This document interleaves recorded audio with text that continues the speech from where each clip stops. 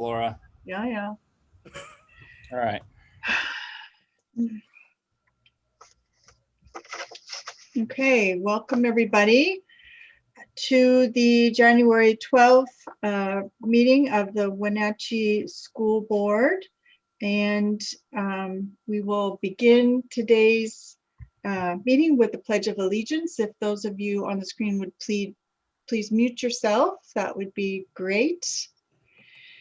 And we shall begin. I pledge allegiance to the flag of the United States of America and to the republic for which it stands, one nation, under God, indivisible, with liberty and justice for all. Thank you very much. I get a momentary panic when I do that all by myself, terrified that I'm going to forget the words. So I'm going to maybe circulate this responsibility of the solo pledge in future meetings.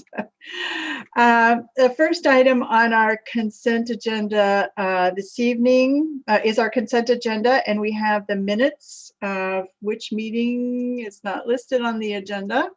We have meeting minutes. We have a vouchers and payroll, personnel report, surplus report, contracts, and the enrollment and financial report. Is there a motion to approve the consent agenda? I move approval of the consent agenda as you reported. Thank you. Is there a second? I will second that. It's Julie. Great. Any discussion?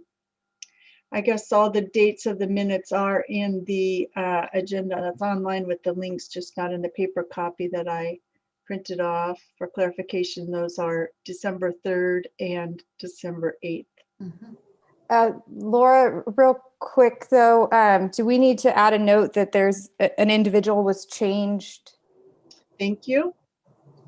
Thank you. So right before the meeting, the board did receive a revised personnel report, adding an additional resignation, and I'm trusting that you all have seen that. Okay, so do we need a revised motion?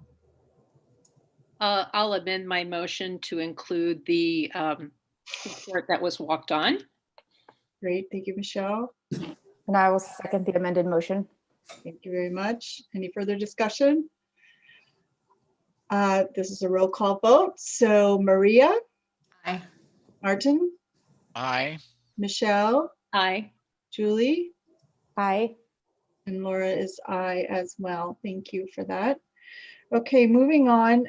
Next on our agenda, we have citizen comment, and it's my understanding that we had 3 persons last I heard who are prepared to speak tonight.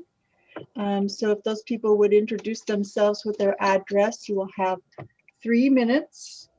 And just a reminder that public comment time is not a time when the board will respond to any questions or comments. We are here to receive information from each of you who are choosing to comment. So who have we got, Ron? Okay, so Brian Herling is first. Our second live commenter has not signed in yet, so we'll look out for her and let her in when she gets here. And then there's a written comment.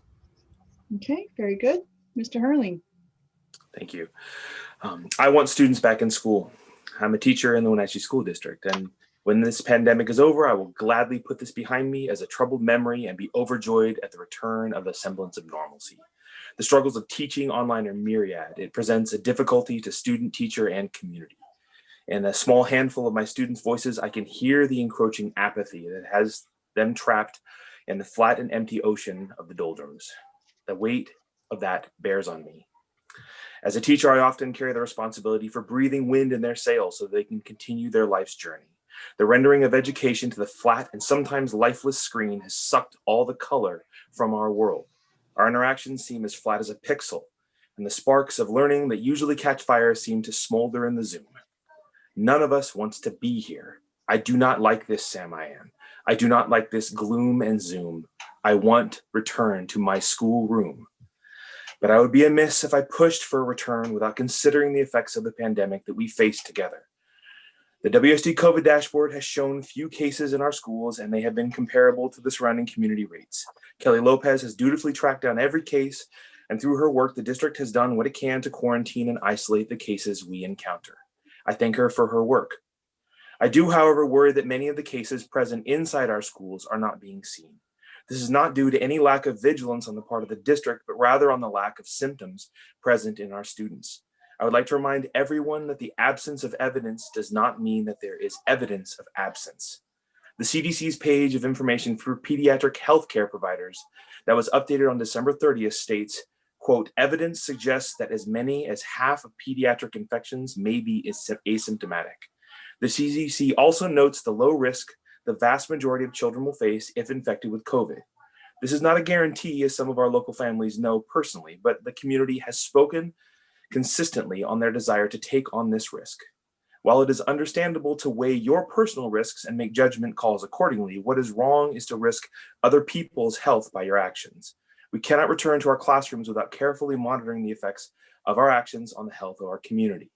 And reflecting on the November to December wave of COVID that has swept our state, an article on December 20th in the Seattle Times noted that the death rates east of the Cascades were roughly double that of the counties in the West. During that time, Chelan and Douglas counties lost approximately 17 people, a rate of death only slightly below our rates of heart disease and cancer. What was even more telling was the speed with which COVID spread in our communities. While research connected to OSPI has noted that schools do not have an appreciable effect on COVID rates when the local case rates are below 25 per 100,000, it also notes that this relationship does not hold with higher rates of COVID. I have graphed out and measured the rate of growth of COVID in the counties of Washington. In those counties that have returned to in-person learning, the speed of increase of new cases of COVID was roughly twice that of the counties that remained online during the same wave of COVID that swept through our states in November and December. It is that rapid increase that appears responsible for our high death rates during that time. The relationship holds true across almost all of the counties I have investigated. A particular note is Yakima County, which remained online and saw a growth rate in the two-week rate per 100,000 that was roughly half of our rate in Chelan and Douglas counties. It is for these reasons I believe transmission within schools are a part of the COVID pandemic. It is largely unseen as students do not exhibit symptoms. For these reasons, Brad Hawkins has stood up and asked for teachers to receive vaccinations as quickly as possible due to our increased exposure to COVID. If, as the data seems to suggest, COVID is being transmitted between students, our teachers are surely being exposed to this risk. This is not a risk to be taken lightly. All right. If you'd like to submit the remainder of your comments in writing, we would be happy to receive them. Understandable. Thank you. Thank you. Okay, Ron. We have one more live comment. They just jumped on here. Hopefully they can get their camera started and their microphone unmuted. There she is. Great. Cameron, you happen to be literally right on time, just about to call your name. So you are up. You'll see the timer on the screen, and you have 3 minutes. Is she able to share her screen? Have you allowed that? I have allowed that also if she needs that within this 3 minutes. You bet. Okay, thank you. So I am a senior here at Wenatchee High School. Thank you so much for letting me speak, by the way. The past 10 months, I've been concerned about the mental and physical health of my peers. As a student who struggled myself to focus in school, I wanted to reach out to others. And so I created a Google Form survey and posted it on my social media platforms to create a space for students to share their personal stories and their feelings towards their mental and physical health during this time of isolation. By doing so, I received over 100 responses of convincing data that students' health is declining at home. I took the responses and I drafted a letter to our state legislators, public health officials, school district administrations, and our counselors to spread awareness. Since then, I've received responses from Keith Goner from our State House of Representatives, Malcolm Butler, the CEO of CVCH, and many school district board members sharing the same concern that I do. Within my letter are 6 main topics that the majority of the responses focused on. 1, depression and anxiety. 2, the need for social interaction. 3, unsafe home environments. 4, the decline of physical health. 5, academic challenges. And 6, the apprehension of many students to return back to school. Along with these responses, I received 57 signatures from students in middle school and high school in support to safely come back to school. And then here I'm going to share my screen. I think so, yes. I'm going to share my screen. Can you guys see this? I think, okay. So this is the survey that I sent out. As you can see, the majority of the students were seniors like me. I had students rate their mental and emotional health, one being that their health was a lot worse now than before the shutdown, and 5 being it is better now. As you can see, students' health is worse in their mental and emotional health. I asked the same question with their physical health. As you can see, the majority of the students, their physical health had declined.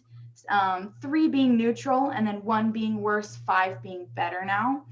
And my last quantitative question regarded how willing they were to return back to school.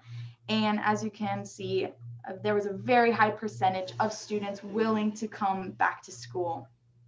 My last question for them was a qualitative response in which I asked them to share their personal feelings about being at home. And after reading over 87 responses, I was both heartbroken and stunned at some of the responses and the environments that some of these students are going through. I'm so lucky to at least have a stable household that I can attend school in, and it just breaks my heart that some of my peers are experiencing such hardship during this time.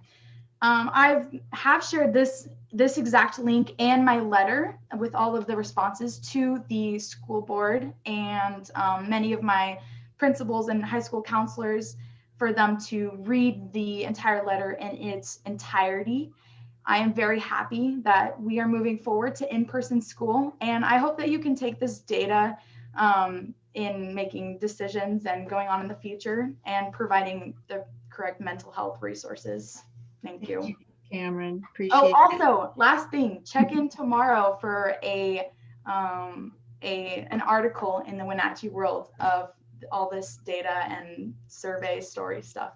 So thank you. I think we've already received it electronically, if I'm not mistaken, but good work. Awesome. Thank you so Cool. much. Good Yeah, job. thank you. Yep. Okay, next, do we have a third person, Ron, that was We coming? have a written one. I believe Kim is prepared to read that one that came in writing. Thank you very much. Yes, I am. Let's see. This, I don't know how to pronounce the last name, so I'm going to give it my best shot. This is from a Robin Demerigian. So I will just read what that person wrote. Dear Superintendent Dr. Paul Gordon and Wenatchee School Board, my name is Robin Demerigian. I have 3 daughters, 2 who attend Foothills Middle School and a 5th grader who attends a private school in person this year after attending Sunny Slope for K through 4th grade. I am writing this letter to thank you for your decision to open school in person for all kids in our district. So far, the data for schools that follow safety protocols in place have been quite successful. In need more data to see if we are missing the transmissions happening, since our children many times show no symptoms. But I am very thankful that you are putting the needs of our children first and making the choice to return our kids to school where they can regain their hope of normalcy and to an end of COVID. Our kids are in need of hope. As you have heard from many personal narratives of people in our valley, as well as statistics on the health and emotional well-being of our teens and children, these past 10 months have had a huge detriment to our youth's physical, social, and emotional health. The children of our community depend on us to make decisions in their best interest. They are our future. They are our future physicians and nurses. They are our future teachers. They are our future politicians, engineers, and maybe school board members or superintendent, smiley face. Are we doing our best for them, or have we been making decisions in fear or in selfishness? This time away from kids, teachers, classrooms, and their peers isn't solely hurting them in the present, but it's hurting their future, which will negatively impact our community as a whole as well. The effects will be long lasting. So again, I can't thank you enough for sticking with your decision to return our kids to school where they are safe and where they want and need to be. I respect you for putting our kids first. Thank you for your time. Great, thank you, Robin, if you're listening. And we appreciate that. So that concludes our citizen comment portion of the meeting tonight. Is that correct? That is correct. Okay, thank you. So moving on, next on our agenda is a levy update. Yeah. Board, thank you. Diana and myself and Jeanette and Martin will be participating in the levy presentation. Diana is going to share her screen with the board and the community. I don't need to remind the board of these statistics, but just overall generally for the community, the Wenatchee School District is made up of 7,600 incredible students. Those are students who are about 51% are Latino, 48% Caucasian, about 1% are Indigenous, Black, Asian. 61% of our students qualify for free or reduced lunch. 24% of our students at their homes speak another language besides English. 1,200 of our students come from migrant families. It is one of the second largest per capita in the state of Washington. We have over 500 students who are qualified for homeless services. We have a very diverse school district and student population. And as we go through this levy presentation tonight, I will point out, Diana will point out, board members and Jeanette will point out how these dollars, these levy dollars, impact our students. Diana, will you take it from here? Absolutely. And before we get started too far, I just want to thank the board for their support of our communication effort in getting really the facts out to the community. Director Martin Barron and Director Maria Iniguez have really played an important role, as well as Director Laura Jakes, in helping to prepare some of our communication pieces. So just wanted to give you that recognition before we get started. So as Paul said, we are going to be asking voters on February 9th to renew our educational programs and operations levy, or EP&O. So that's an important date on our calendars. Also, ballots will begin to drop in mailboxes as early as January 22nd. So we wanted to make sure that our community was aware of those dates coming up. So this is just what I stated. It is a renewal of our EP&O levy, just like a magazine subscription that requires a renewal, so do levies. Our levy expires after 4 years, and we are asking voters to renew the levy that was approved by taxpayers in 2017 that is due to expire this year, 2021. The proposed EP&O levy is not a new tax, and we can't stress that enough. We are not asking to add additional taxes to anyone's plate. We are simply asking for a renewal of our current and set to expire EP&O levy. So why is a levy needed? At its most foundational level, levies are for learning, and they make up the difference between state and federal funds and what it actually costs to operate a school district. We know that it requires about 12% of our budget to make sure that we can provide the well-rounded education that our community, our students, and our parents expect from the Wenatchee School District. And again, it's just 12% of that overall budget. But as we get farther in the presentation, it covers a lot of ground and provides a lot of really essential support services that, especially during the pandemic, have been critically important to supporting the well-being of our students, as well as their education and academic needs. We want to be really clear that the Wenatchee School District is not running a bond. Bonds are for building.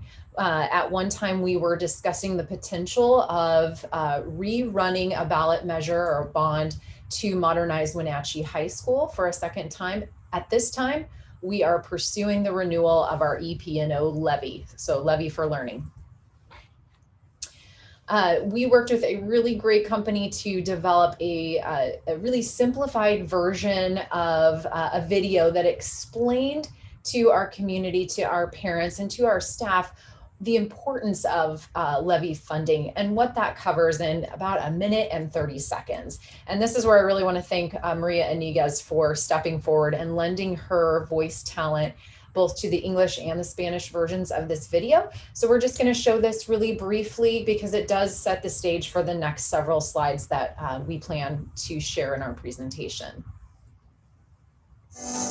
Levies are for learning and provide important local funding to support Wenatchee's goals. Levies help fill the gap between what the state funds as basic education and the cost of all the programs, services, and essential staff Wenatchee School District provides our students. The state provides funding for most teachers, but levy dollars increase the number of staff in critical roles like nurses, counselors, technology support staff, teaching assistants, and custodians. For example, the state funds just 1 nurse for our entire school district. Levy funding provides for an additional 6 nurses to support our students. These staff positions have continued to be critical in supporting the education, health, and well-being of our students and families during the pandemic. Levies also provide the essential funding to go beyond basic education and provide specialists and elective classes, technology, including laptops for students, and enrichment programs like AVID and HiCap. Extracurricular programs in our district, such as art, drama, music, and sports, are all thanks to the local levy. Our current levy expires in 2021. If approved, the 4-year renewal levy will continue the current levy rate that was previously approved by voters. It is not a new tax. This levy is a continuation of our community's commitment to our schools and investment in our children. The election is February 9th. Please remember to vote.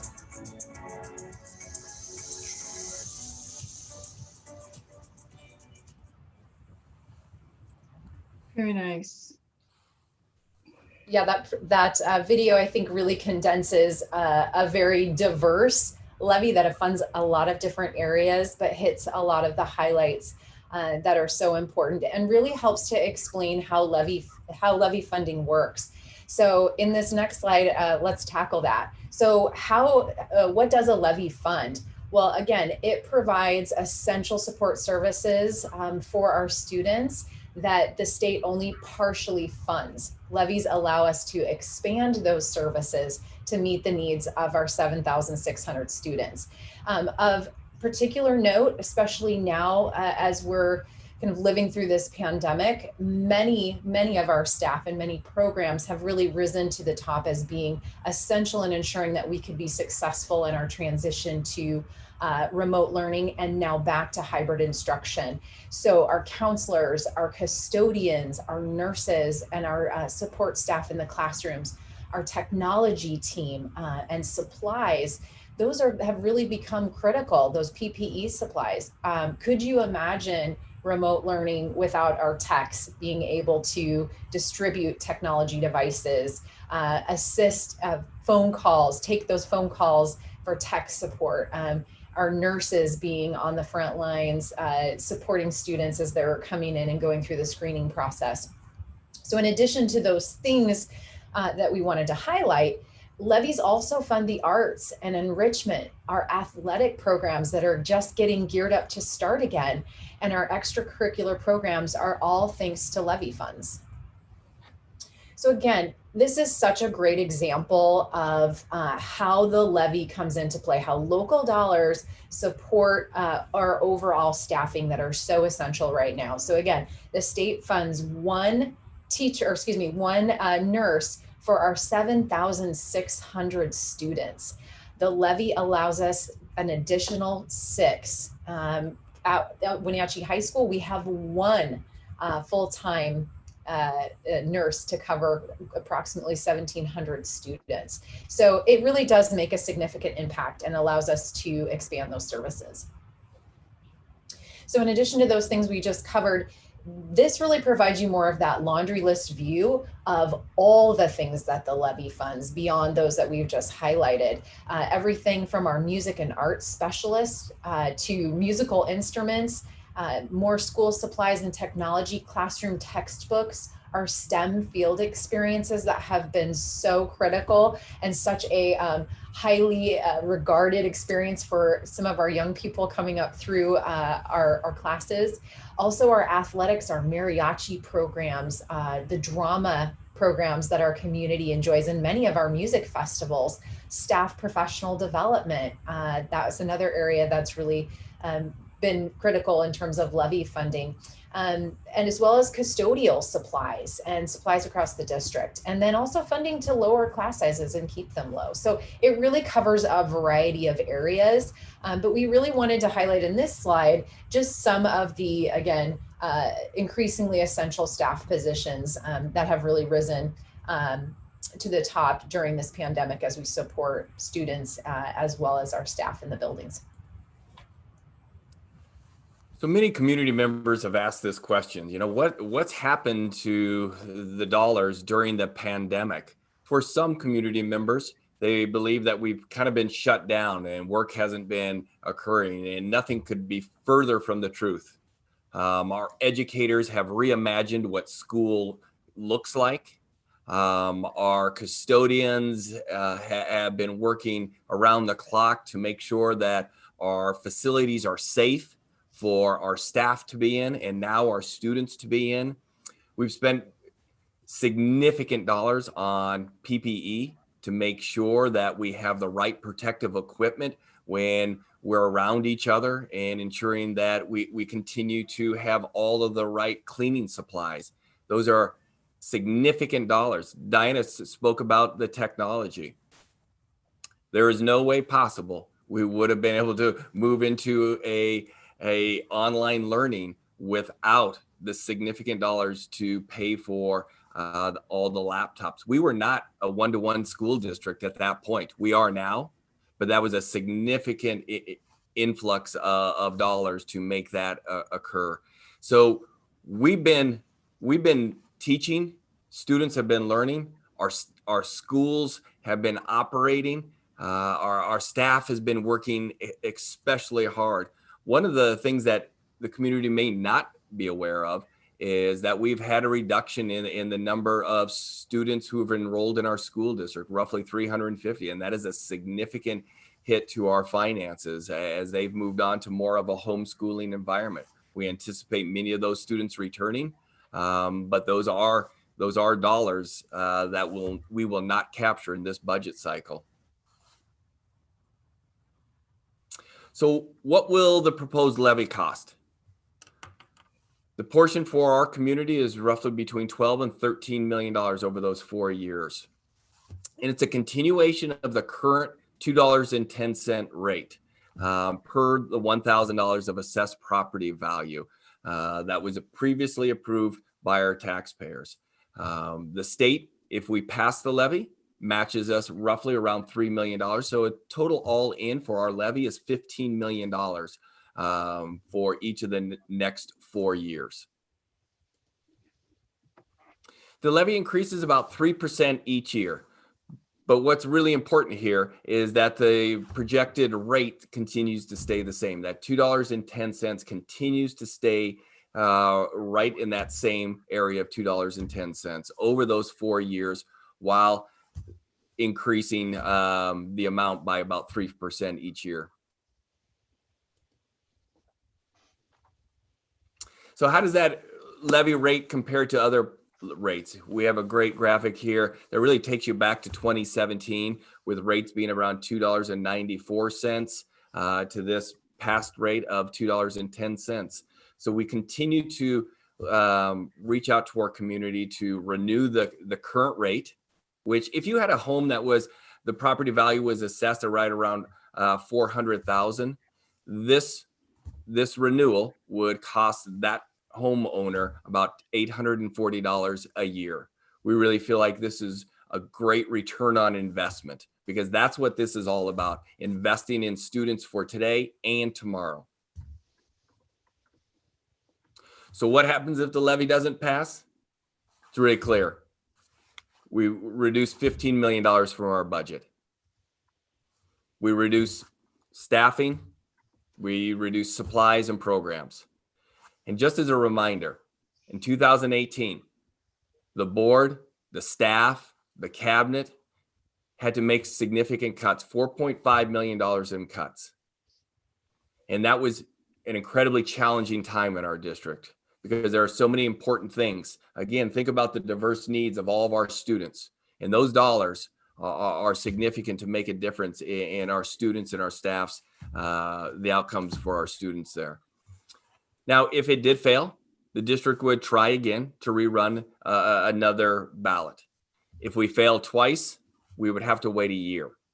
So the consequences for this are very significant. This harkens back to a slide from earlier. These are the things that would go away. This is what the levy pays for, from the additional nurses to the STEM field experiences. Think about these 4 things. Think about AVID, high cap, arts, and athletics.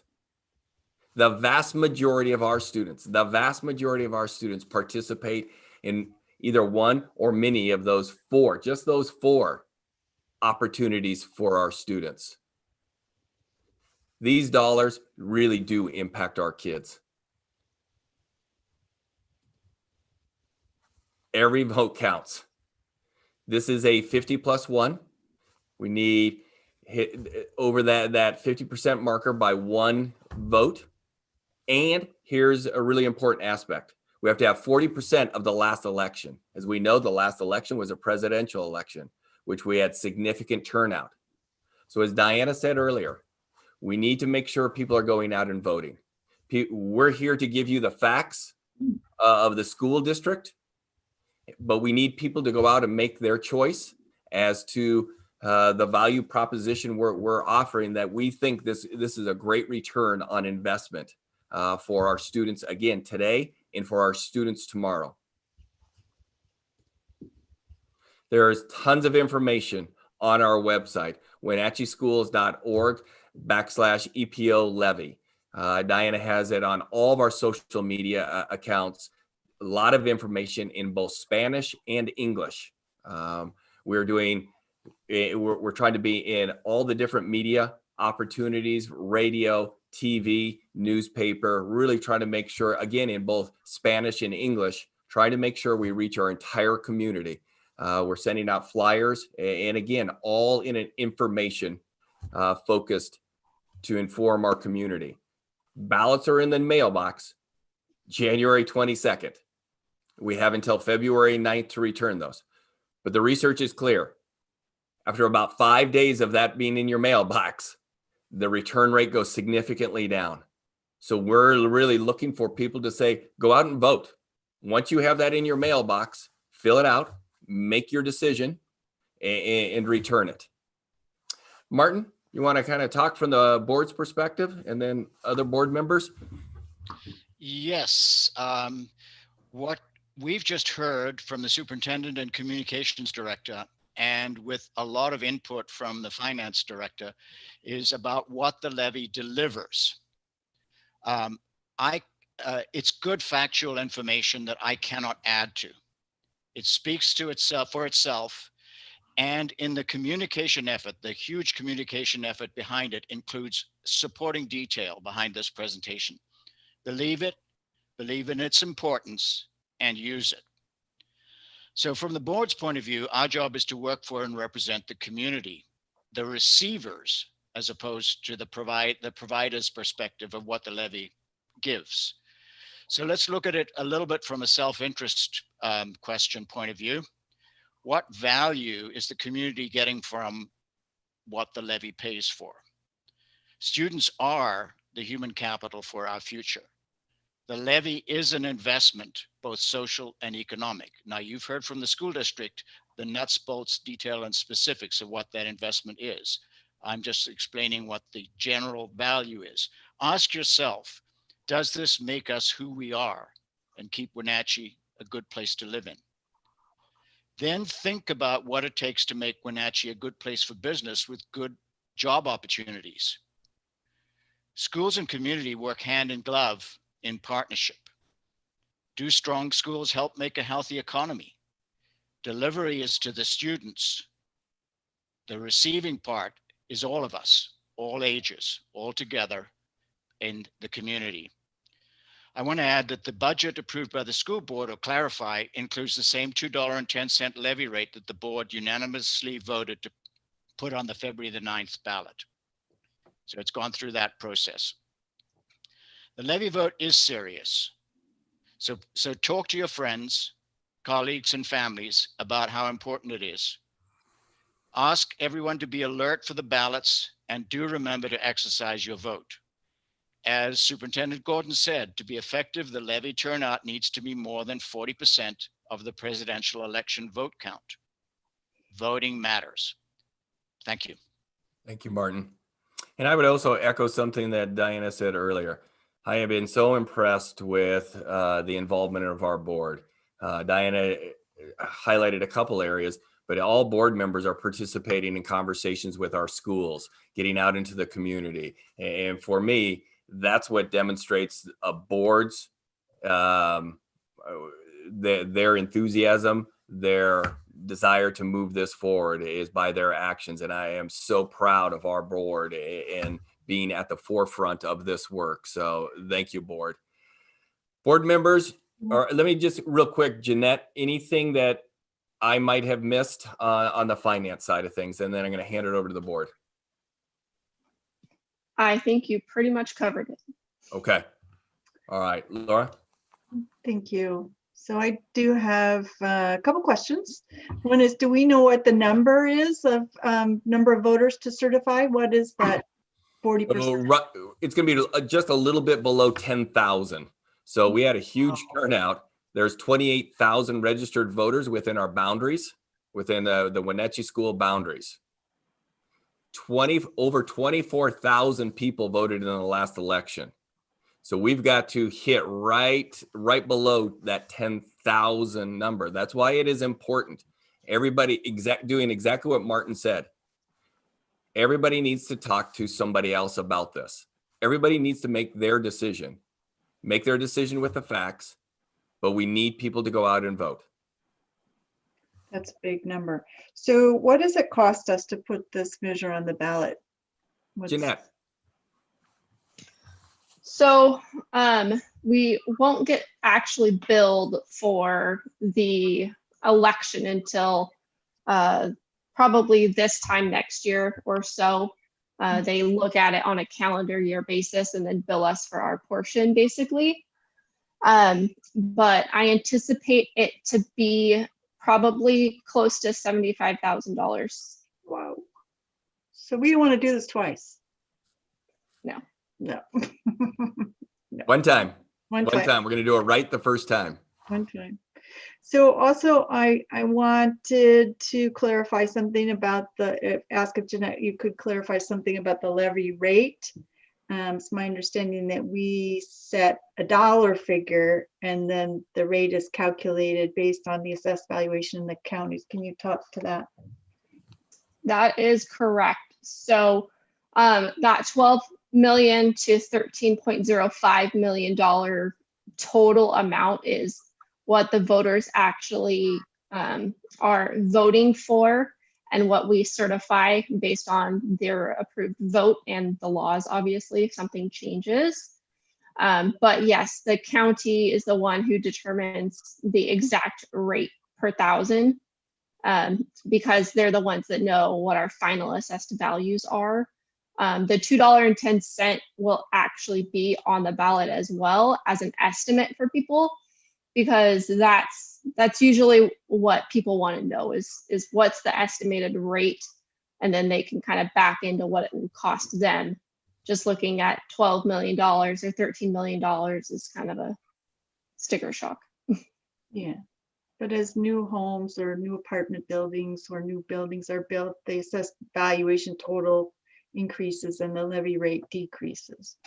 Yes, our area has experienced a lot of growth, and I believe will continue to experience a lot of growth. So yes, I anticipate that rate being lower than that, but we won't know until the time comes. Yes, Laura, I should correct what I said. That $2.10 is estimated. Yeah. Okay. Thank you all for your hard work. Are there other questions or comments from the Just board? if there's worst case scenario and it doesn't pass, what is our next opportunity to April. next year? No, this year. Oh, this year. Yeah, we will be right back out. Okay. You'll see the road show again in April very quickly, a very quick turnaround. Okay. And our certification numbers will then change to the February. Yes. Well, that probably works in our favor. But Yeah, I'm just a little worried about that hurdle. We'll get it. Coming off the We're gonna heels of a get this. presidential election. I know. So One of the pieces that we did look at, that we had though our partners look at as well, is other presidential elections, even in the 2016, which was another big election turnout. What they saw across the region were people hitting that mark, that 40% mark. So that's why we felt comfortable still knowing going in with eyes wide open that this was going to be a large election turnout in that November piece. I love that we're already reaching out to our families, because even though our students can't vote, if they're not 18 yet, hopefully we have one or two parents and families. Hopefully there's aunts, uncles, grandparents, older siblings who have already graduated. We've got 7,600 students, so I'm really hoping that we can really engage our families. But I had a question about social media, because I know, Diana, you are kind of our social media queen for the district. And I'm wondering, for people who do Twitter, Facebook, Instagram, I would love to, and I don't know because I haven't checked, but I'm hoping that we have some levy messages that people can share to kind of get the word out. And then once they've voted, they can share that. And I would just love to see, people excited about this election and, and knowing about the levy, because I just don't want it flying under the radar. I think that's easy to do in a pandemic. And given that it's kind of February and people are not, out and about. So I would love to hear, Diana, your thoughts on social media and how we can get it out there more. Yeah, absolutely. And I mean, you're spot on in that it's really difficult to reach people right now because there is a lot going on. And our strategy, our communication strategy has been kind of the 9 different ways, 9 different times, using a lot of different tools and trying to connect with a lot of different audiences. Our focus this week is our staff and really mobilizing our staff to make sure they have the information first and foremost. We've rolled out the informational video, the animation that we showed during our presentation last week. And then this week we are on social media. So on Instagram, on Twitter, as well as our Facebook platforms. So that's out there.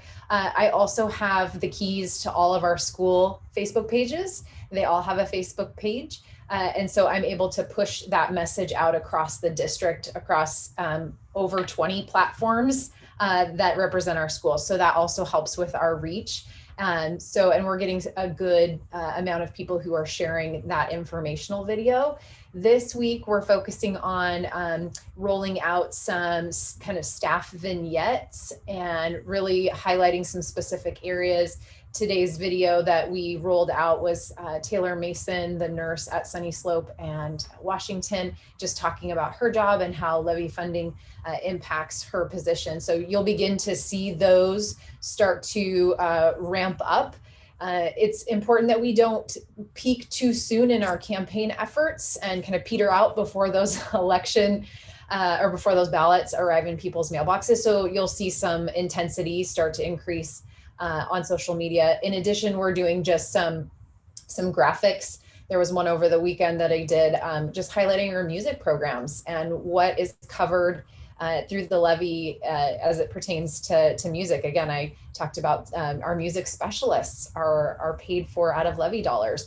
The Mariachi Festival, we contribute a significant amount to that. The Jazz Festival, our arts festivals across the district, student instruments are all levy funded. And so that's pretty significant too. So I'm trying to focus on some of those areas just to help educate the community about that in just some still graphics that'll be on the website, or excuse me, on social media as well, that they can share those out. So that will continue to roll on all of those different platforms. Also in the coming week, we'll begin with some advertising on local radio. So you'll begin to hear that as well. And then continue our media interviews.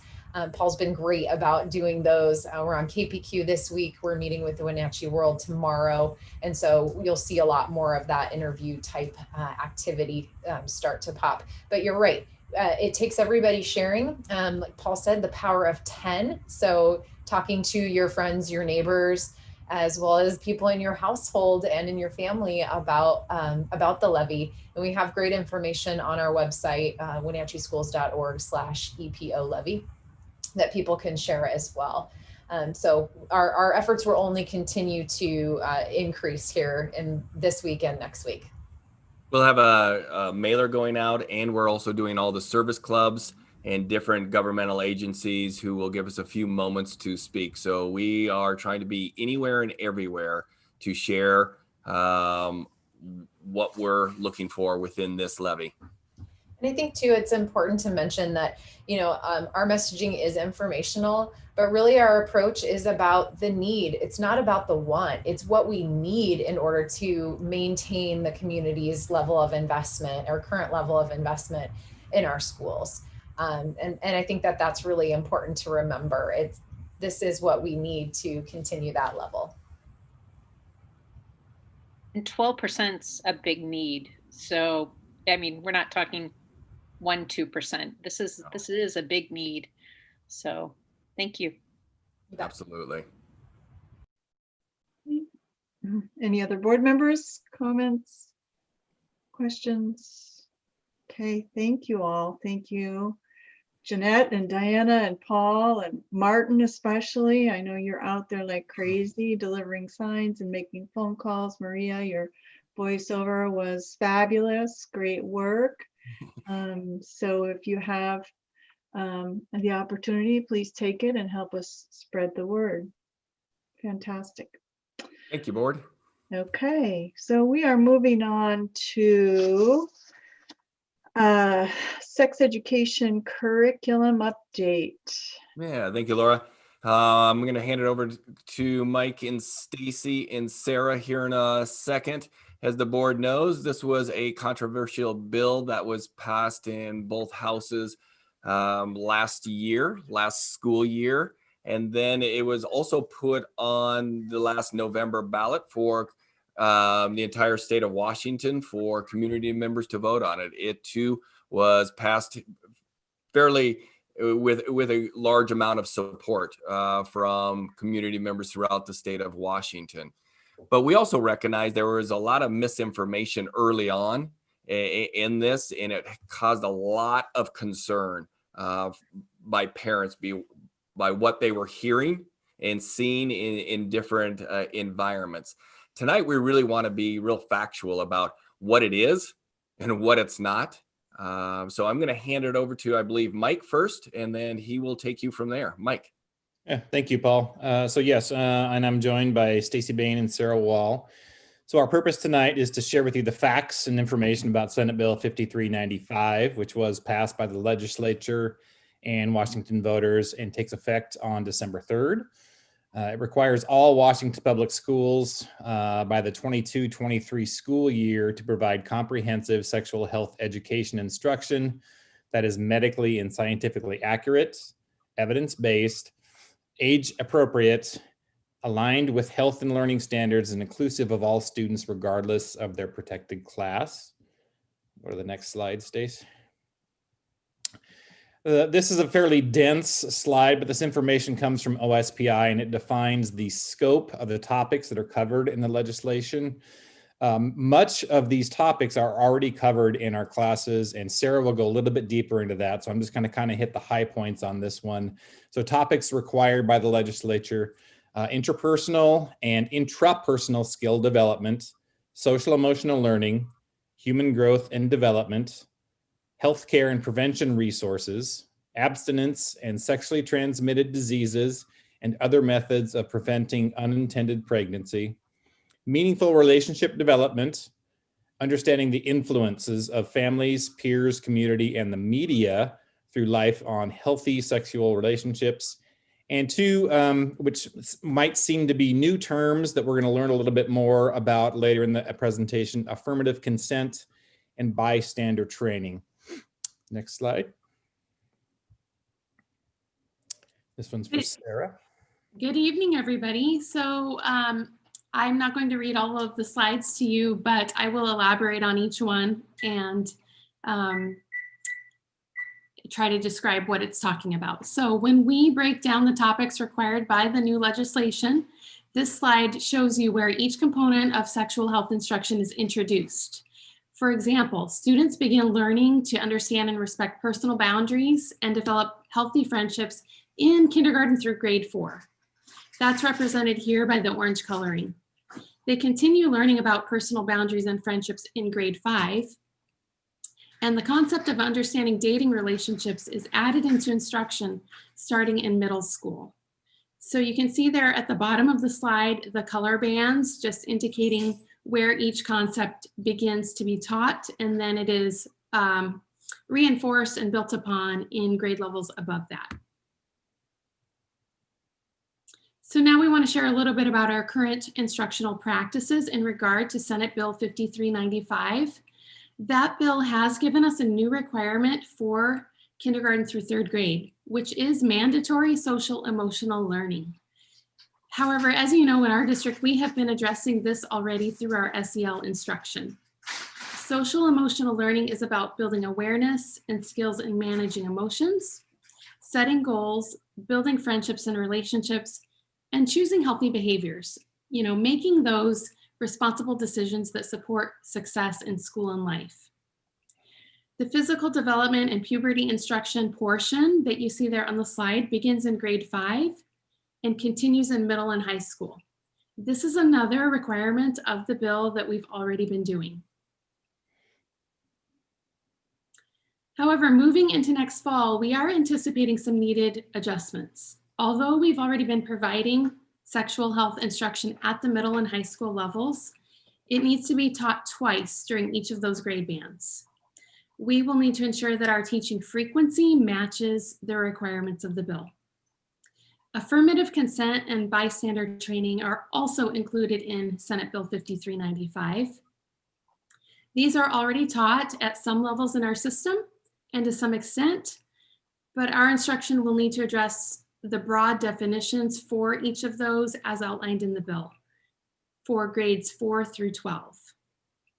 So now I'm going to hand it over to Stacey to share about affirmative consent and bystander training.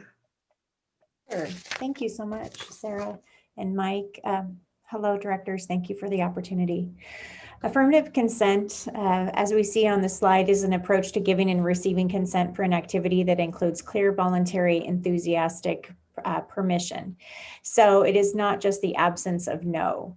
This has been traditionally taught across school districts in Washington State for a very long time. Starting in the early grades, might focus on no thank you, I do not want a hug. That's an example.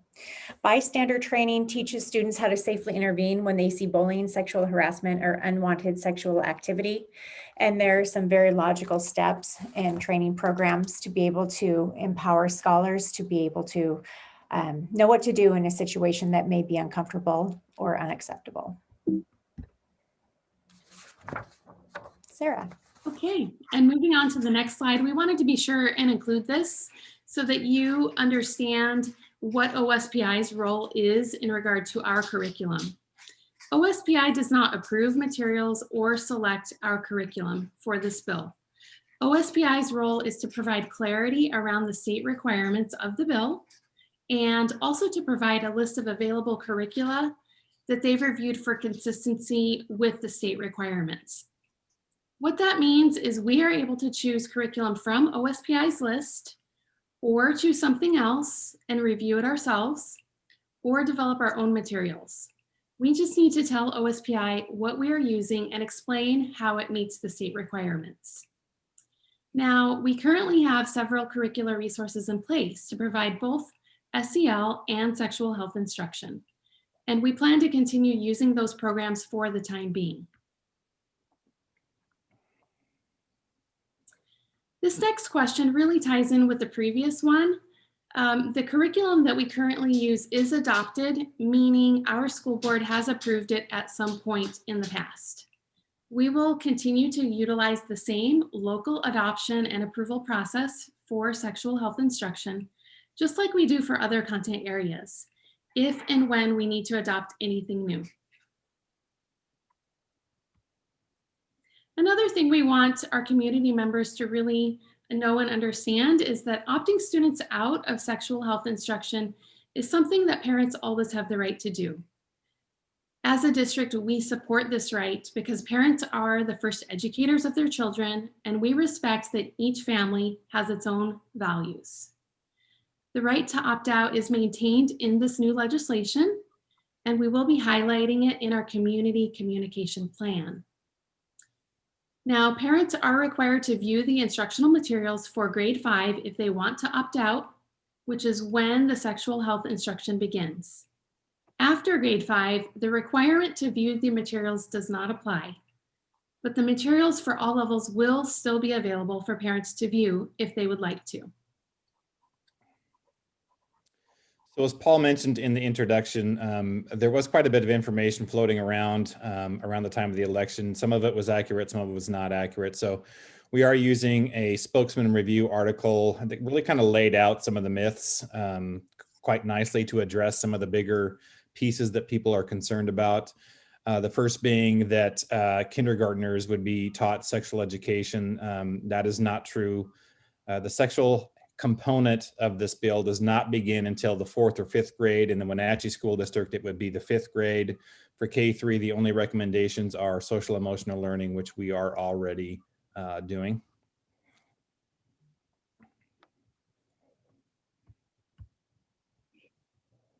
That's you, Stace. I'm doing the mute, turning my pages. Thank you so much. Okay, so this has to do with legislation mandates graphic sex education starting in elementary school, and that is mostly false. Social media posts and claims from other candidates, say supporters of the bill teaching sexual education positionality to 4th graders. That is what individuals are saying. That is inaccurate. The graphic images referred in these claims come from a book intended for parents to use if they want when they're talking to their children about puberty and reproduction. So it is not part of a lesson or curriculum according to OSPI, and students are never, ever provided the how-to instruction related to sex. The next one, there was some information floating around out there that the legislation allows or requires school districts to comprehensively include sex education in all curricular areas. That is not true. There is no sexual education that's going to be integrated into our other curricular areas.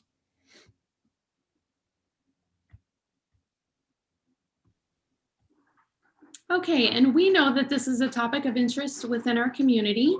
So our learning and teaching leaders will be creating a clear communication pathway to keep the community informed about how we're carrying out the requirements of Senate Bill 5395.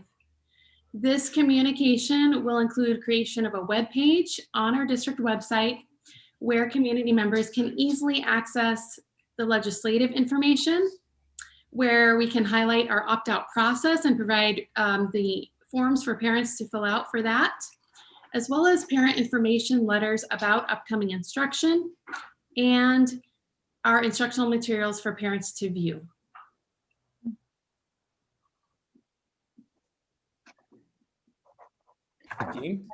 Next slide. Will they, can I ask a question? Sure. So you said for parents to view, will they need a login, a district login to view those, or will they be generally available? So I believe what we're planning is that we will just have PDF versions of the instructional materials for anyone to view. Okay, thank you. Yes. Thank you. So I have a question in terms of if there are parents who opt their students out, starting with, say, let's sexual health, you know, whether it's the 5th grade HIV or something in high school. So OSPI requires twice a year at the middle school and the high school level for certain grades. Am I getting that right? Yes, High school. twice within middle school, Uh-huh. twice at some point during middle school, and twice at some point during high school. So if parents opt their students out, is that documented by the district on the student's grade report that they have not met that? And how does, I guess my question is, if OSPI is requiring it and then parents are opting them out, how does that impact the student in terms of meeting the state requirements? Or is it waived because parents have opted them out? That's a great question. It's essentially waived because the parents are opting them out, and the legislation allows that opportunity for parents to opt them out. So if the student has been opted out by the parents, yes, the district has a record of all of those parents. You know, we already do this, you know, we've already provided opt-out forms in the past, and we keep those. So we know who has opted out. But what happens during that time is the student is provided an alternate learning activity, unrelated to the content, unrelated to the sexual ed content. So students would not be penalized in any way on their grade report for not participating in that material. And there's no need to document that they were opted out by their parent or guardian for that sexual health component or whatever they were opted out for. There's nothing that has to document it in the student record. You just have to document it and keep it at the district level. Is that correct? That's correct. We keep a copy of all of the forms. All right, thank you.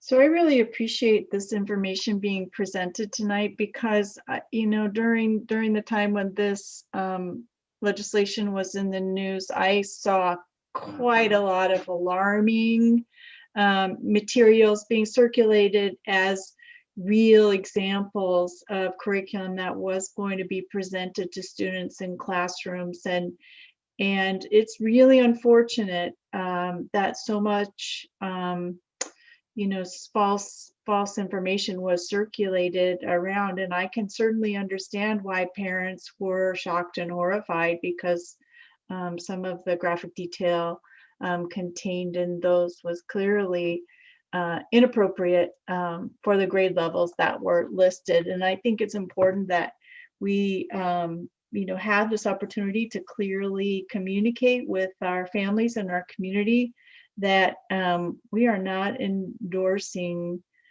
the, you know, inappropriate, crazy stuff that was being put out there, but we are very supportive of students being socially and emotionally healthy to learn how to make good choices so that they can, you know, maximize their success and create boundaries, personal boundaries for themselves for their whole lives long going forward. And it's important for families to have choice and parents to have that opportunity to opt out if they choose that their student is not well prepared to receive the information or they prefer to deliver it in a different manner. Please take advantage of that opportunity, but just know that we are not doing something wild and crazy with the kiddos. Yes, and Laura, to your point, we here in Wenatchee are actually quite fortunate that we already had a lot of this instruction in place. For example, the social emotional learning, that's relatively new to our district, but we've been doing it for a couple of years now, as well as the puberty instruction and HIV instruction in grade 5. And so I think, you know, compared to some other school districts, we're in a really great place to be able to just, you know, tweak a couple of things like the frequency of instruction at middle and high school and make sure that we're incorporating the affirmative consent piece and so on. Other school districts, some other school districts are having to really start from scratch, and it would be a pretty big lift if we had to do that. Mm-hmm. Yeah, good job. I have a question. So as a parent, can you opt out of like just certain group bands? So say a parent doesn't want the K5, K4, but they want it at the middle school, secondary level. Is it an option for parents to kind of pick and choose what groups they opt out or in? Oh, great question. So the sexual health instruction at our elementary level begins in grade 5. And so that would be the first time when parents would be opting out. And then if they want to opt out at the middle school, they would fill out another form. So you would fill one out at each level. Depending on, you know, maybe you want them to participate in grade 5, but then you say in middle school, nope, I'm not interested in my child participating. I'm going to opt out this time. The parents have the right to do that at each level. Okay. So are they affirmatively informed of that, or do they need to seek that information and be aware of it on their own? Oh, that's a great question. So we as a school district are required to inform parents at least 30 days prior to instruction beginning. So they actually get a letter stating, you know, if it were tomorrow that we were providing it, we would be saying, you know, we'll be providing instruction, you know, starting whatever it is, February 20th. And here's the opt-out process. Here's the form if you want to send it back. So what's nice about that is parents have a full month to consider whether they would like to opt out, and they are informed at each level along the way. And that is currently the process. That's not necessarily changing, because I think I've seen a few of those letters now too. Yes, that's the current process, and that's upheld by the new legislation as well.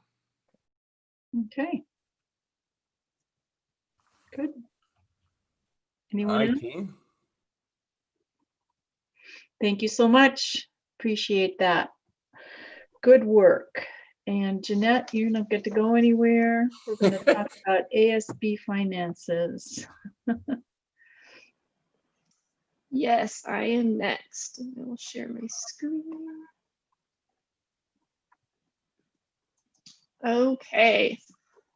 So short and sweet presentation. We'll go through the highlights and then ask the board if they have any questions at the end.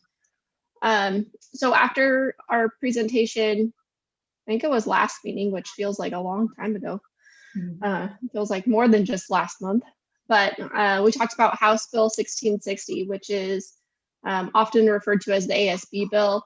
It really is about free and reduced student and low-income student participation in events and activities that are non-accredited. So just to follow up on that, I wanted to make sure that the board and the community understand kind of the restrictions and the rules around ASB accounting and what's allowable versus not allowable with ASB funds, because they are very different than our general operating funds. And so just wanted to make sure everyone's on the same understanding. And then if you guys have any questions, you can ask as well. So just the basics. So the ASB fund is used to for the benefit of students. So that's really what the purpose is.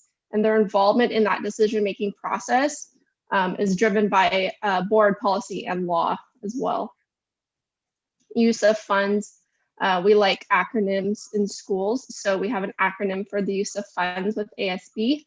That is cultural, athletic, recreational, and social activities. So if it kind of falls within one of those categories, it's generally allowable with an ASB.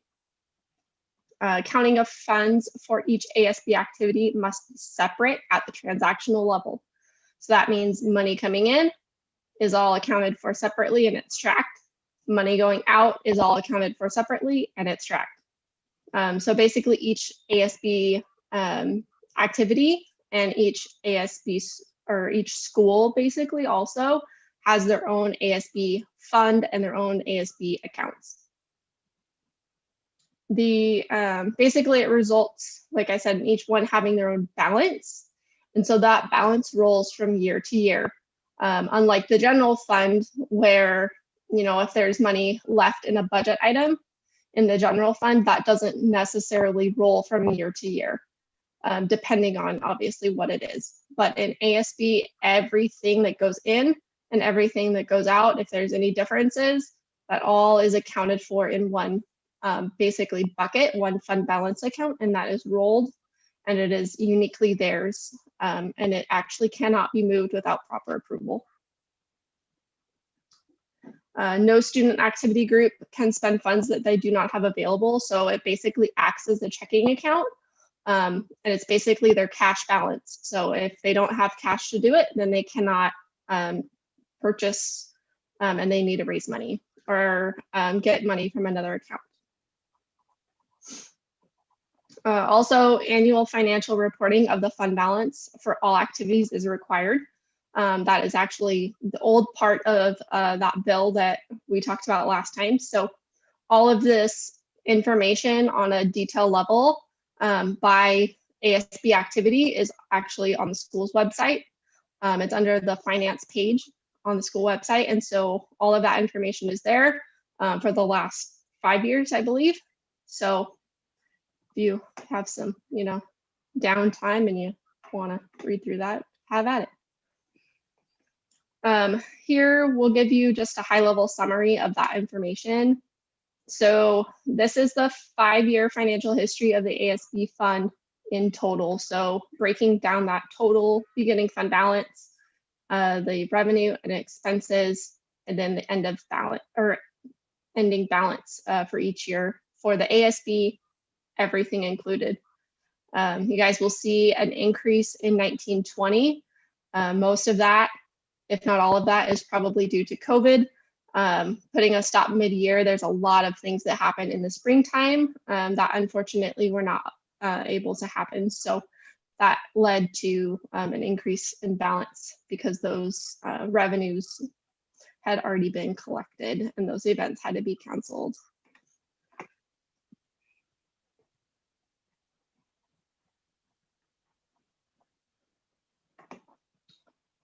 So just kind of another view of that financial information. This is a 4-year view, and this is breaking it down by the school level.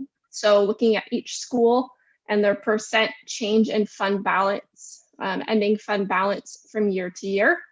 So you can kind of see it's very hard, if not impossible, really, to kind of make any trends or any assumptions based on this. Every year there's typically new students involved. And so there's different activities, there's different costs, there's different clubs, there's different programs going on. So it's, very up and down and there's a lot of moving parts in it. But this just gives kind of a high level overview for that. Also just kind of a FYI, in each of the ASBs, I believe probably with an exception for Westside and the Tech Center. I don't believe they have these accounts. Westside might, but there's private scholarship and donation accounts that in some schools actually have a fairly large balance.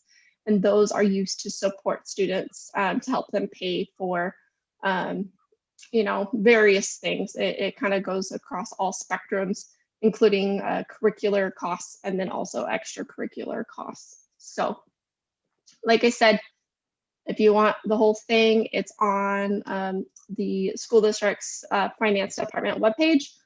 And each school also has it on their webpage as well, just their school's portion. Any questions?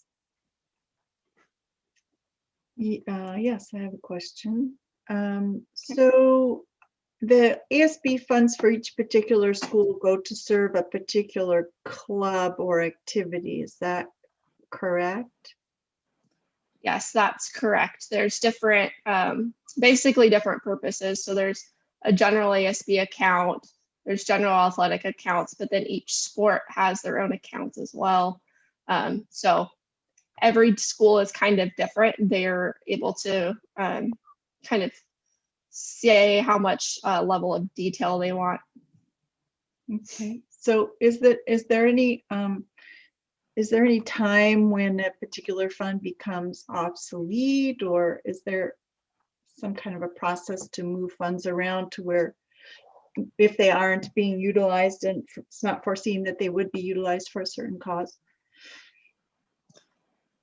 Yes, it's a challenge. I've gone through it with many schools because it's one of those things that just always gets pushed to the bottom of the list.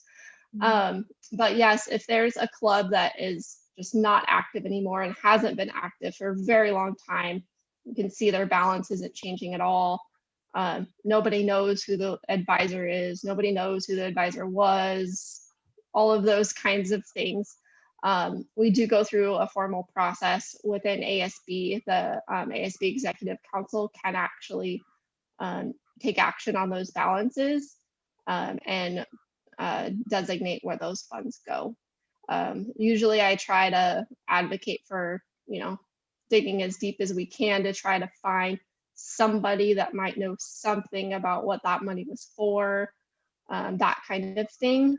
So we can kind of somewhat keep that intent in mind, because one of the things with ASB is it's really about intent of use of funds. And so making sure that you're not, raising money for X and you're buying Y kind of thing. So Jeanette, I have a question. You showed us kind of past years, including last year's, which we know was not a typical year because of COVID. How about this year? So we've had rollover from last year, but how much got added to last year's amount for this year? Is it just based on ASB fee collection, or can you talk about if there's other money that's put in from the state? I mean, can you give us an idea of what the current school year budget for ASB, would it be higher than last year's balance, and why? So right now, there is very little, if nothing, going on in ASB world. There's no state funds that come through for ASB. It's all student, basically ASB cards, athletic fees, sport participation fees, those kinds of things. That's really mostly what funds ASB, also fundraisers as well, those kinds of things. So there's not a whole lot as far as revenue goes. We have not had sports. There hasn't been kids in school, so we have not really at all, I believe, collected ASB cards and ASB card revenue. We're looking at rolling that out now with students coming back on campus and athletics happening. So we're kind of working on that. But other than that, it's been pretty dry on the revenue side.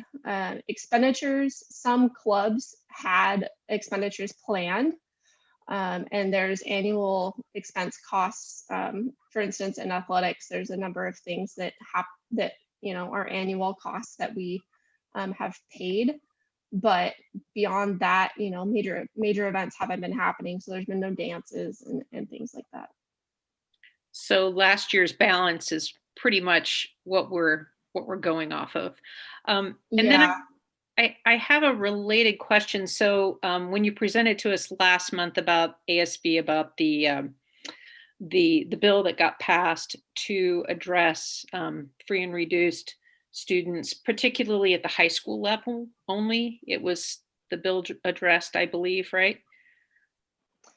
Yeah, so I did actually get some clarifying information on that. So the reporting requirements for all those, I don't even know how many data points there was a lot of them.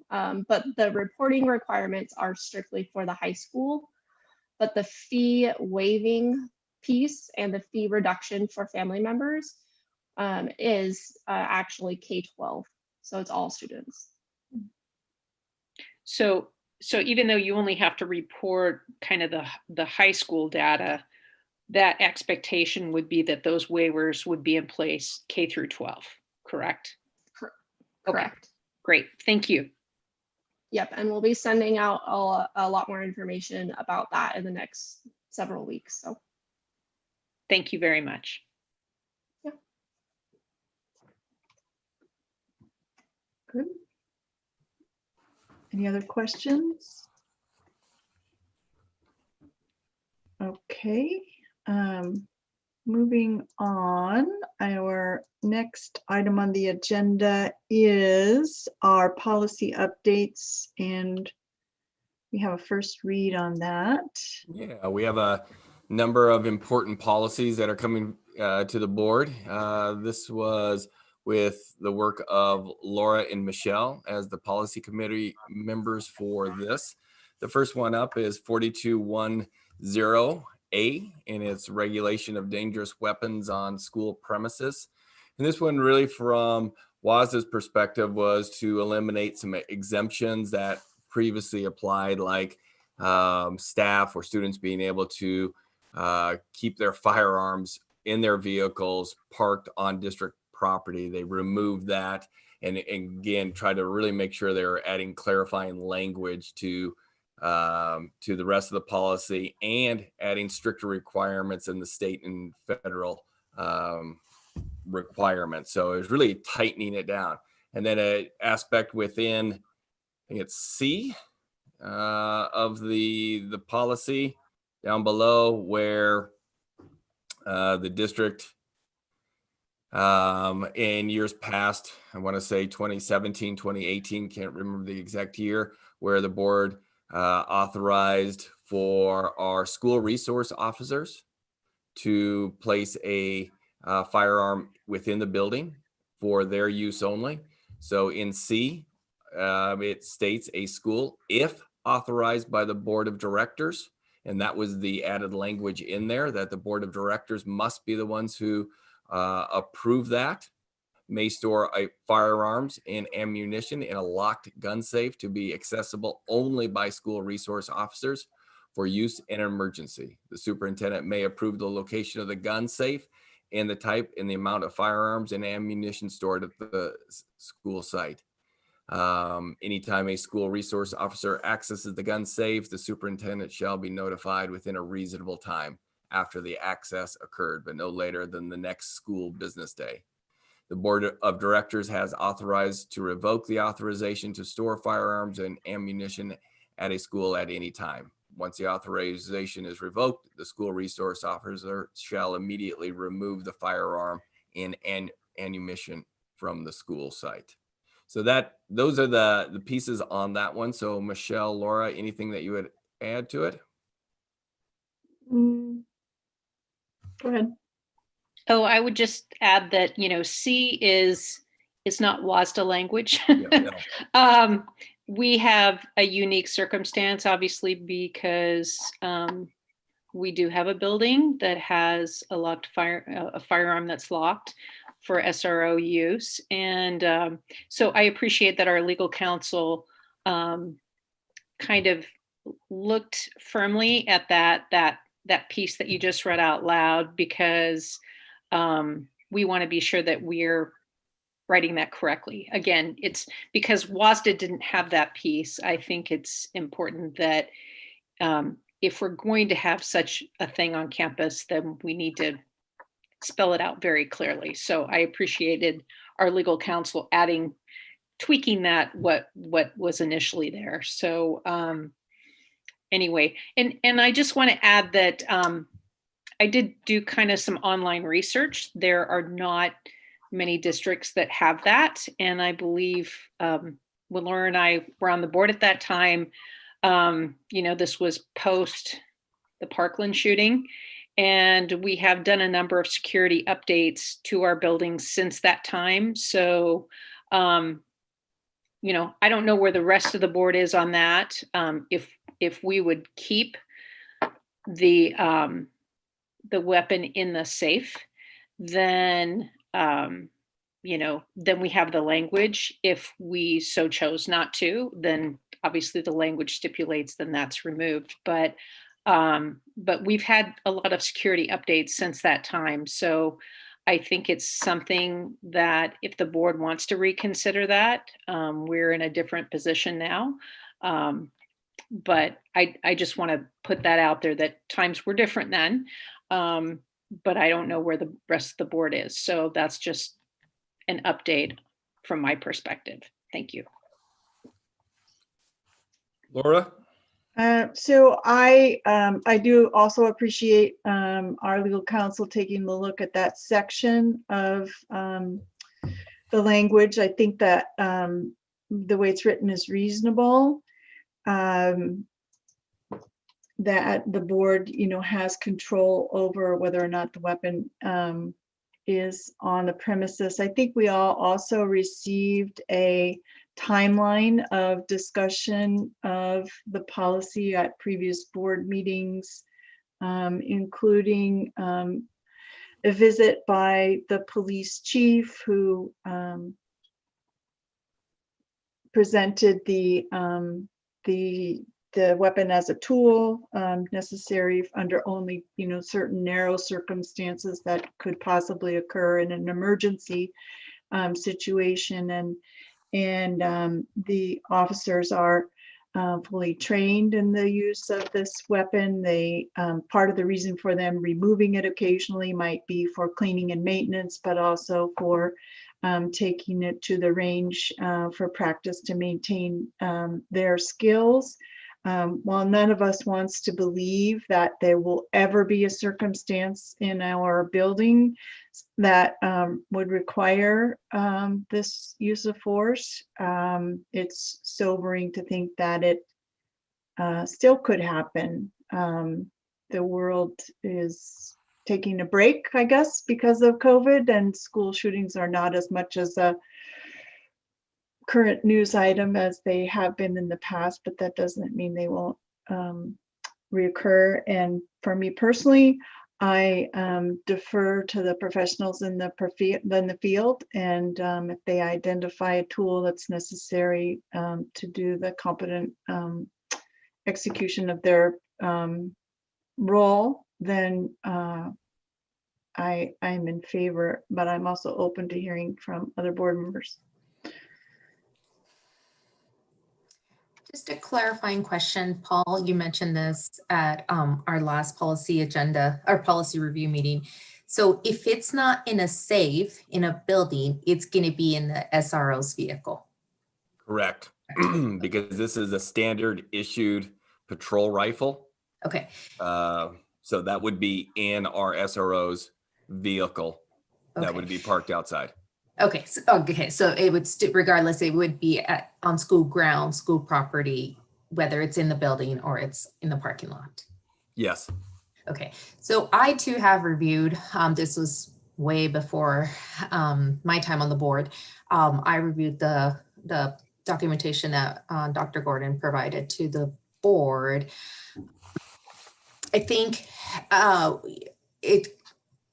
I support the idea of having it in an accessible location to where if something were to happen where it's needed, it's more accessible in a building versus in a parking lot. Again, as long as it's under the direction, it's under the approval and knowledge of where it is by the school directors. I too have to support, Laura's comment that, leave it to the professionals, and I'm okay the way this reads at this time. Julie? Yeah, I'll just echo that I'm fine with it, but of course my husband's a sheriff's deputy, so these weapons are a common occurrence in my house, so I'm maybe not I'm a little more desensitized to it, I guess, but I do think it's logical to have one inside a building where we know an SRO is going to be all the time. That way, if there is ever that, truly tragic situation where it may be needed, they're not running out of the locked building to go get it and come back in. And I think Dr. Gordon mentioned it as well, that chances are if we've reached that stage, his buddies are showing up with 15 more of these anyway. So I think it's a tool of what they use. I think we've set good parameters on it with the policy so that it's clear that they would be the only ones to ever use it. And it's, at our discretion if it's there or not. It makes sense why we'd have it there, given that the SROs are always at that building.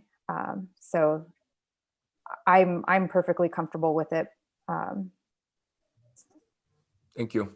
Martin? Okay. Yeah, I can add. I think it's important that we're receiving external professional advice that this is the best way to handle security and the weapon. And I also am a little detached from the history, so it's a little bit like hearsay. But from a comfort point of view, it seems to me that we have had the police chief and the SRO say this is an appropriate weapon, appropriately stored, and necessary for access. I'll make one little speculative thought. I would have thought that inside a locked safe in a secure room is both more accessible and safer than in a vehicle in the parking lot. If we're concerned from that point of view. And I think on the revised legal wording, it does clarify a number of additional steps, plus the including something that I thought was important, that the superintendent is aware of the technical reasons for having the weapon, the nature of the weapon, that we're not blind to what's there. We're not rejudging whether it's appropriate or not, but we know that it's appropriate, and we've been given an adequate explanation by the police department, police chief. And so that, I think, is satisfactory, and there is the ability for board members to bring that up again if they are concerned, or if something happens externally to change the situation, then the board can review it again. But as it stands, I am comfortable. Okay. And Paul, can you speak to your visit to the school? Yeah. So I went over because I did not know the location of it. So I was able to go over last week, and Officer Reinfeld and Eric was able to walk me through and see where the location is and see the safe itself. It is a robust 500-pound safe with incredibly thick doors on it, and it was secured within the safe. And again, it was I was reassured that there are only 2 people who have that code, and they were both of our school resource officers. Eric, the administrative team, do not have access to it. And from my time with Officer Reinfeld, he felt it was in the best location possible in the event, as Laura said, the worst case situation occurred. Felt like it was a much better location than having to go out to his vehicle. And as somebody had said as well, if there's a bad guy inside who is causing harm, the police officers will come in with similar tools and weaponry drawn and going for it. And it's very specific for what they're trying to do. Just the accuracy of this tool allows for them to do their jobs. So I was glad that I went over, glad that I had the conversation with Officer Reinfeld, and he really filled me in on from the legal perspective of what they're trying to do. I too appreciate the new language. Actually, I think it's a really good change that the board is aware of any changes, and the board does make any can remove it at any time if it comes back up to the board, as others said, if circumstances change. I think also in the past, we've had conversations with the resource officers about, proactive policing. And I just want us as a district to continue to support building relationships and a positive environment with our students, as well as employing de-escalation techniques in times of conflict. And I would look forward to hearing at some point in the future more specifics about their training in that area and how they're doing to bring down levels of conflict within the school building, because I think that's an important aspect of having them with our students in the building. Yeah, no, our police officers are doing an amazing job. I was over at Orchard Middle School right before winter break. And they were, Orchard Middle School was conducting their candy cane drive-through, absolutely amazing. Tons of families came through, staff socially distanced, doing great things. But both of our SROs were there as well, because our SROs know our secondary students, and they're there. But they did share one story that you were talking about, Laura, about being proactive and really becoming more of the positive influence.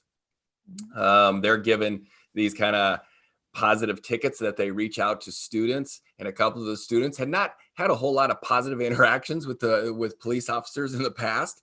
And when Officer Reinfeld reached out to this family, the mom was like, "What did he do?" Like, no, it's all positive. And it was just a great celebration for the family, and to see our police officers in a different light than always in a negative light. So they are really, quite honestly, they're reimagining their roles through this pandemic. And they're being very proactive, to use your term, Laura, and they're reaching out, they're making connections, better connections than I think ever before. So I'm really proud, but we'll add that to an agenda item in the coming weeks or months. So we'll move that one on. Good. And then the next one up is just a really great opportunity for parents who are in the military. Oftentimes there's roadblocks to enrolling students who are in the military, because generally they're not in that state yet. They've just got their orders to move to wherever. So this policy allows it for it to be much easier for parents of military background families to enroll in schools. So this was strongly supported by the two board members, as just that makes sense. Yes. So our next one, I'm going to scroll down here real quick, around student records. Really trying to make sure that we are in compliance with the my scrolling is not the greatest right now. So there's two policies on this, 3231 and 3520. And it really was around making sure for our homeless students that they have the appropriate materials in transfer of records, because when the state auditor looked into it, they were seeing multiple school districts around the state who were really struggling moving on. When a student transferred to another school, oftentimes their records weren't following them. So this is really tightening down that language and making sure that schools understand it a little bit better than what the prior language was referring to. Next one is 3115. Again, with homeless students. This is for school districts who have 10 or more homeless students. Obviously, we have roughly 500 students. So what they're requesting is, or what they're mandating is, that there are points of contact at the middle and high school for students. This is, again, makes a lot of sense for our kids. And again, something that we've done in the past, but it's now part of the policy, is making sure that our kids really are connected and they are seen by the middle and high school staff. So those were also some really good, important policies. But again, the board policy committee moved those on without any further conversation on those. And then, again, struggling my scrolling skills. Goodness. You wouldn't think it would be that hard. But I know how to make the easy hard. All right, this final one is the ASB bodies essential. And again, this is for students who are participating in this at around low income extracurricular activities. This is all around the conversation that Jeanette has had with the board. This just formalizes it in the policy that she was speaking to you about. Board members, any other conversations on those? Since we're not having that on our screen, that comment that I asked her about free and reduced, how it affected, she told us it was data collection for high school, but it affected all K through 12. Is that spelled out specifically in the policy? I don't have it in front of me. Yeah, I'm gonna scroll all the way down. I believe it is, and if Jeanette or Kim sees it before I do, you're more than welcome to. I thought I saw that. I believe it does just have broad terminology. It does not specify a grade band, I don't believe. Yeah, that's how I. Yeah, it is general in nature, and it is not outlining just a middle or a high school. It doesn't specify all district students meeting that qualification, or That's what I mean by that. Yeah, it's just all students, who are meeting that qualification of homelessness or free and reduced lunch. Mm-hmm. Yeah. All right, Fred, I apologize. Yeah. No, I get it. Thanks. Yeah, thank you. So those will move to second reading at the next board meeting. Okay, meaning that will be, these will be on the consent agenda for approval unless something comes up between now and the next board meeting and board members need further clarification or modification to the policies. So that said, we are now moving on to the board communication portion of the meeting. Are there any communications that other board members wish to share with the rest of the board?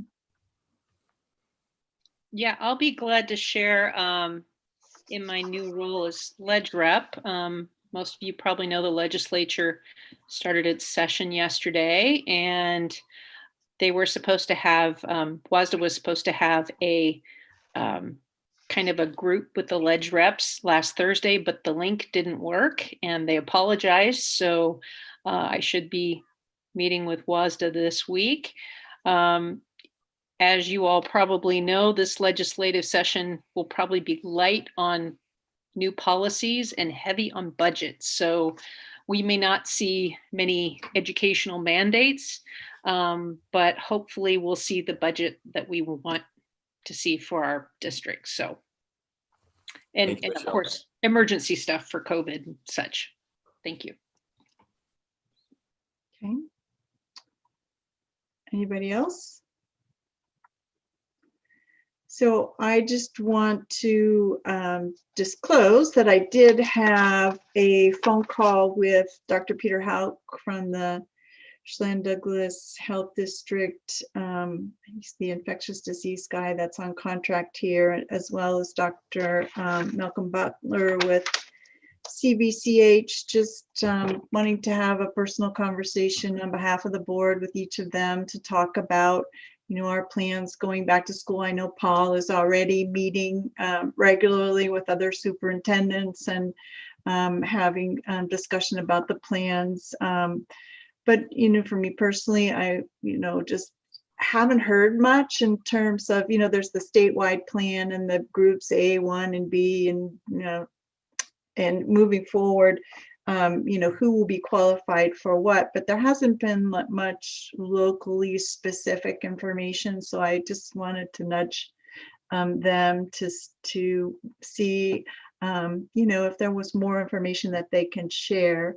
And I know that they were meeting with Confluence today, and there was a plan rolled out, and I did see some more communications in the newspaper about the specific number of doses that had been already delivered into ARMS by Confluence. It's roughly 3,800, focused mostly on healthcare workers. And I know that about 48 people in our district have been vaccinated. And I know that our HR director is working closely with the health department and Confluence and providing opportunities for staff to be vaccinated when it's available. Sometimes apparently folks don't show up for appointments, and then, you know, there may be an opportunity for a group of, you know, 4 or 5 or 6 to run over and get vaccinated, which is certainly well needed. And as you know, there's a lot of discussion about, you know, the vaccine rollout and whether or not the first vaccine, you know, the second doses that are being reserved will be, you know, released so that more people can get the initial vaccine, and we'll let the health officials inform us about that as those plans emerge. But I just felt like it was a good opportunity to make connection with those two professionals, and it is a very complex problem, and the lack of information, I guess, to us and to the public is really because they are also lacking information from both the state and the federal level. So while I would like us to have a more concrete plan about when folks, our staff, and when folks in our community can be vaccinated, we're all kind of in a wait and see. But I was encouraged by the conversations with both of them and appreciated the time they took to speak with me, and just wanted also to talk to them about our secondary, rollout that's coming out later this month, because as we know, elementary students, are accustomed to staying in their cohort groups in the same classrooms, and middle and high school students are more mobile during the school day, and so it presents a different set of circumstances and coordination. So I look forward to hearing more about those plans from our staff, and talking about the mitigation efforts that will be put in place for those secondary students. And we have a proposed meeting next week to focus solely on COVID plans, and I didn't see that come out on the calendar invites, but we needed board approval from it. Okay, so get consensus. Okay, so the proposed date and time are next Tuesday, the 19th at 4 p.m. This seemed to be a time that worked for us previously, and the sole purpose of the meeting will be to discuss the COVID response plans, Smart Start, and specifically, since the secondary students are coming back to school at the end of this month, it seems I'm proposing the meeting so that we can hear more details about how that's going, what's exactly planned, and give the board opportunity to ask any questions about that process. I do have kind of a potential conflict, not at the exact same time, but I have something that's going to probably run past 4. I'm wondering, could we move it to maybe 4:30 or 5? I don't know what other folks have, but I can't make it at 4, but I would love to be involved with that.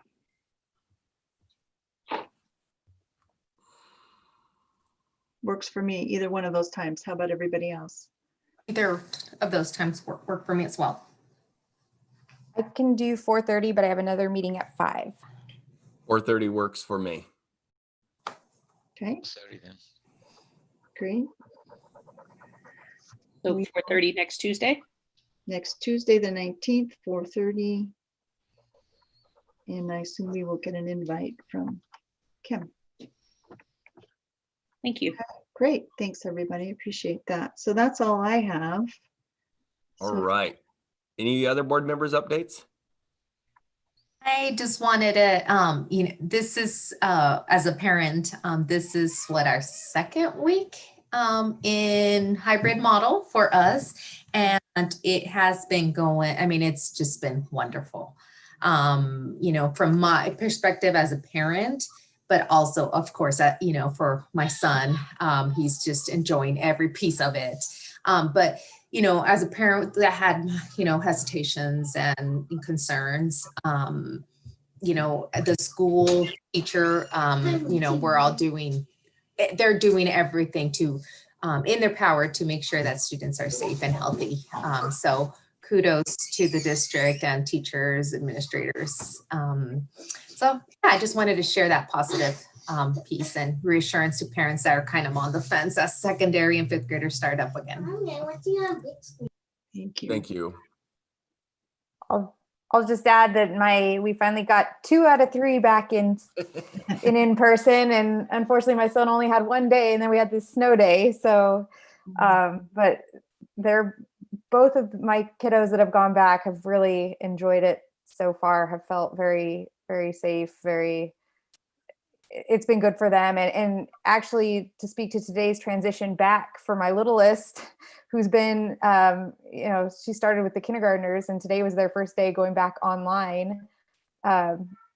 It was nice to be able to pick up where they left off. I think this is a new potential model for, future snow days, if ever. But I'm sitting in the same office with them, glad that it's not a permanent thing anymore. So looking forward to sending them all back.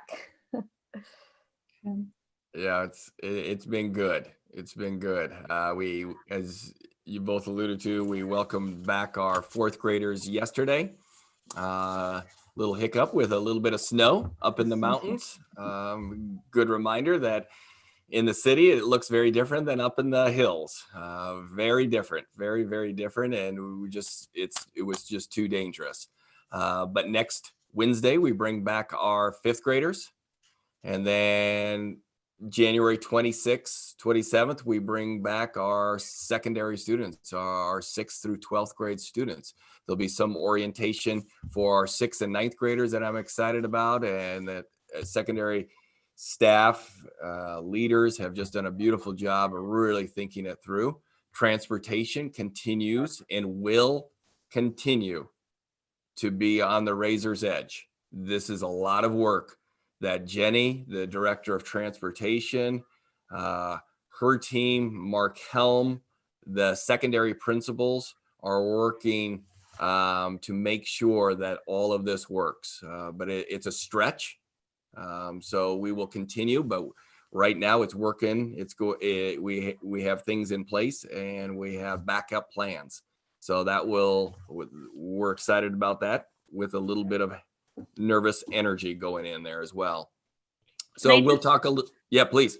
I just wanted to add, I know you're kind of getting ready to segue into superintendent report, but I just wanted to add, I've had the distinct pleasure of getting to visit some of the schools this last week or so, and kind of following in Martin's footsteps, what he did before break, and such a wonderful time to hear how the principals are dealing with, not how they've kind of got K through 2 and 3 behind them, but this week with the 4th graders starting, and next week 5th grade. So it's just been really great to hear, not just how they've kind of managed the troubleshooting and everything, but I heard several administrators say, and we're doing this, and I think we really like this, and I think we're going to keep this. And so that's been really exciting to hear, kind of different creative solutions that they've found are engaging parents differently or students differently and organizing differently. So it's really exciting to hear that as a board member, how we're growing despite kind of those changes that we've had to make. So I just really appreciate everybody who's hosted me so far, and I have some more tomorrow. We got delayed on a couple of today. So I've been to about half, but I so appreciate all the elementary principals that I've met with so far, but everybody is just doing an amazing job, all the staff. So anyway, I just wanted to thank you. Throw that out. I appreciate that. And then again, another invitation for board members if they want to participate, similar to what Martin and Michelle is currently doing. I think it just gives you a firsthand look at what goes on, because none of this is easy. They make it look easy, but there are a lot of time and effort goes in behind the scenes to do this on a day-to-day basis, and super proud of our teams. So we'll talk about secondary next Tuesday at 4:30. So we won't share all the goodness here tonight on that. But one shout out I really want to put out there is the district's work around the well-being project. I'm not sure how many board members had the opportunity last week to see the presentation that was provided around teen depression.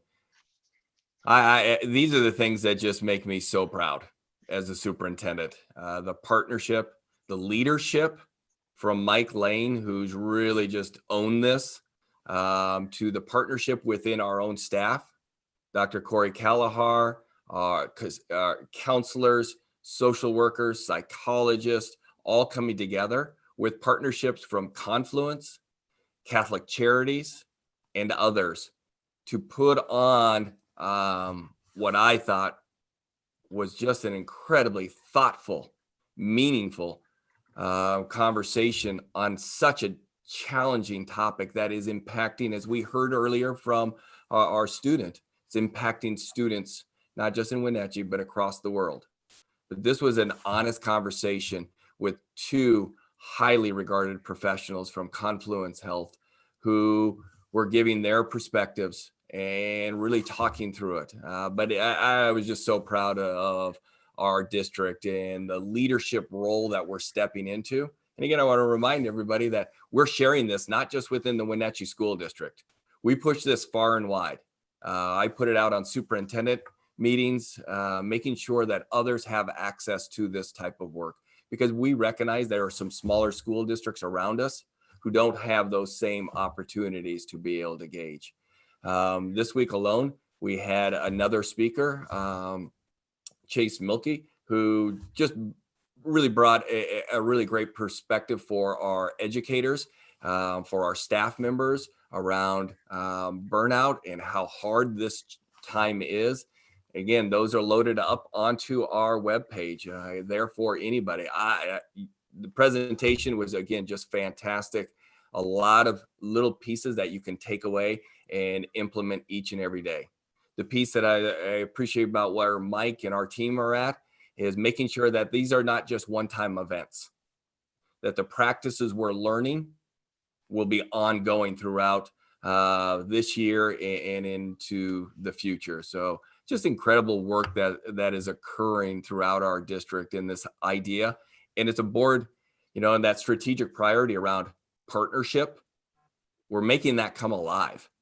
Those are real pieces that the board is putting together for us around our values and then those strategic priorities. And for me, that priority to be a partner, a real partner within our community, and it adds great value to our students, to our parents, to our community members. So just a big shout out to everybody who participated in that and who worked countless hours to make that thing happen.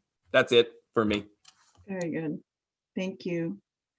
I have something called COVID funding under your superintendent reports. Is there something further that you? Oh, it was just the memo that we included. So it was just there for the board. So we're good.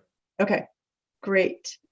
All right, so I will adjourn the meeting and we will see everybody next Tuesday at 4:30. On the 25th, there is an agenda planning meeting at 11 a.m. and Maria, you are on for that. Otherwise, the next school board meeting is the 26th at 6 p.m. So see everybody else soon. Thank you. Bye, everybody. Bye. Thank you.